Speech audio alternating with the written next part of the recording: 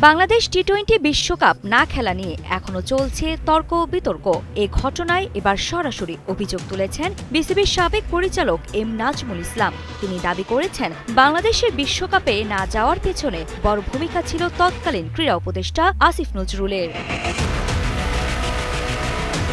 নাজমুলের মতে, আসিফ নজরুল একজন একরোখা মানুষ এবং তিনি নিজের সিদ্ধান্তে অটল থাকেন। এমনকি বিসিবির সঙ্গে কোনো আলোচনা না করে তিনি সামাজিক মাধ্যমে নিজের অবস্থান প্রকাশ করেছিলেন। তিনি বলেন, শুধু একবার নয়, পরপর একাধিকবার বক্তব্য দিয়ে নিজের সিদ্ধান্তকে প্রতিষ্ঠিত করার চেষ্টা করেছেন আসিফ নজরুল। এদিকে বিসিবির আরেক সাবেক পরিচালক আহমেদ সাজ্জাদুল আলমও ইঙ্গিত দিয়েছেন, এই সিদ্ধান্তের পেছনে ব্যক্তি স্বার্থ বা বিশেষ কোনো উদ্দেশ্য থাকতে পারে।